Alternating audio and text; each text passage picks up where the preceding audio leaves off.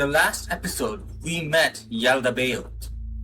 In the Apocryphon of John, he is the Demiurge, the creator of the lower cosmos, who looks at the world he has made and believes that he is the highest God. But that creates an obvious problem. Where does Jesus fit into the story? Is Jesus the son of Yaldabaoth? Does he serve the creator of the material world?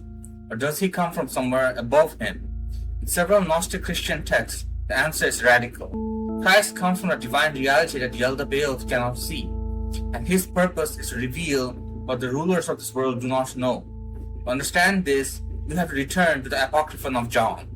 Text begins after the crucifixion. John, one of Jesus' disciples, is troubled.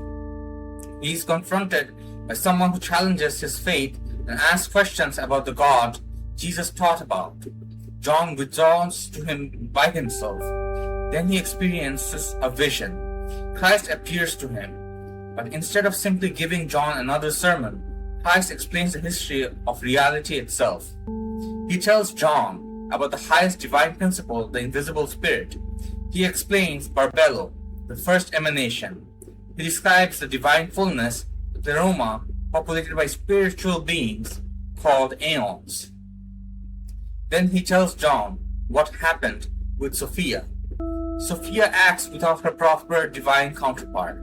From this disruption emerges Yaldabaoth. Yaldabaoth does not know the divine world from above him. He creates rulers called the Archons. Together, they construct the lower heavens and the material cosmos. They eventually create Adam. And as we saw in episode 4, divine power enters humanity. So Christ is telling John something extremely important. He is revealing a history of creation the Creator himself does not fully understand. Yaldabaoth believes he is supreme because he cannot see what exists above him. Christ can. That is why Jesus is called a revealer in Gnostic thought. He comes from beyond the Demiurge system, carrying knowledge about what lies outside it. Imagine that you were born inside a sealed city. You have never seen anything beyond its walls. The ruler of that city tells everyone, I built everything. Nothing exists outside this place. Everyone grows up believing him. Then one day, someone enters the city from outside. He tells you, there are lands beyond these walls. Your ruler did not create them. Your ruler does not even understand them. And most importantly, part of your own history begins outside this city. That is roughly the position Christ occupies in the Apocryphon of John. Jesus does not simply tell humanity to behave better inside the world. He reveals that the world itself belongs to a much larger cosmic story. And this explains why Gnosis matters. Gnosis is not simply memorizing the same names Sophia, Barbelo, and Yaldabaoth. Knowing Gnostic vocabulary does not automatically save anyone. The important knowledge is knowledge of origin. Where did the divine element within humanity come from? Why has humanity forgotten it? Who governs the world humans currently inhabit? And who can the spiritual element return to its source? Christ provides the answers. So salvation begins when ignorance is broken. But the Sethian texts are only one version of this story. Another major Gnostic Christian movement was Valentinianism. The Valentinians developed one of the most sophisticated Christian theological systems of the 2nd century, and their understanding of Christ was not identical to the Sethian one. Valentinians also believed in a divine Pleroma. They also described a disruption connected with Sophia, and they also distinguished the highest divine Father from the Creator associated with the lower world.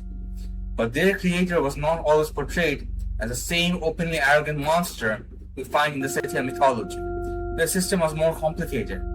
A Valentinian text called the Gospel of Truth describes humanity's condition primarily as ignorance of the Father. Human beings do not know the true divine source, and because they do not know the Father, they live in confusion and error. Christ enters that condition and reveals the Father. Knowledge replaces ignorance. The forgotten divine source becomes known again. So for the Valentinians, Christ is also a revealer. The emphasis is not simply Yaldabaoth is an impostor. It is humanity has forgotten the Father, and Christ makes the Father known. But what about the part of Christianity most people immediately associate with Jesus, the crucifixion? Here things become much more complicated.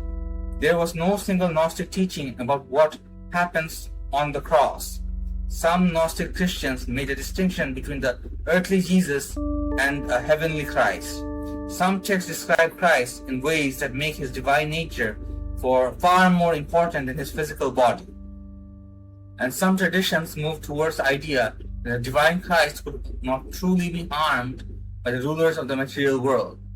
One striking example appears in the second treatise of the Great Seth, where the rulers believe that they have defeated Christ, but the text presents their understanding of what happened as fundamentally mistaken. But we should not turn into that claim.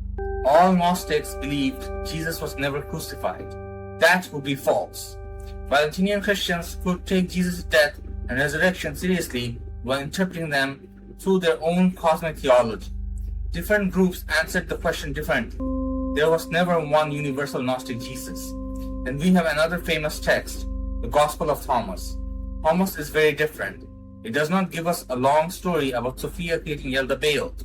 It does not describe ranks of Archons. It does not explain the creation of Adam in the same way as the Apocryphon of John. Instead, Thomas is mainly a collection of sayings attributed to Jesus. The challenge is to understand them. It's Jesus constantly forces the listener to reconsider what they think they know. Where is the kingdom? What does it mean to truly see? What happens when a person recognizes what is hidden? In Thomas, Jesus looks less like a narrator explaining the enormous cosmic family tree and more like a teacher trying to produce recognition in the listener. So even among texts often discussed alongside Gnosticism, Jesus can play very different roles. But we can now see a common pattern. In the Apocryphon of John, Christ reveals a hidden story of the cosmos. In Valentinian Christianity, Christ reveals the previously known Father and overcomes ignorance. In the Gospel of Thomas, Jesus gives teachings whose meaning must be discovered by the person hearing them. Different texts, different theologies, but again and again, Jesus is associated with revelation. He knows something humanity has forgotten, and his mission is to make it known. So when people say Gnostics believe Jesus brought secret knowledge, that statement is only the beginning. The real question is, knowledge of what? Knowledge that the visible universe is not the highest reality. Knowledge that the creator of the lower world is not necessarily the highest God. Knowledge of divine reality beyond the cosmos. And knowledge of humanity's relationship to that reality. In the Gnostic story, Christ enters a world ruled by ignorance and tells humanity that the world is not what it appears to be. But that leaves us with another question. If Yaldabaoth does not rule this cosmos alone, who are the beings beneath him? Who governs the heavens? Who are connected with fate, authority, and the structure of the lower world? And why did Gnostic Christians believe humanity had to pass beyond them? They were called the Archons. And that is where we go in episode 6.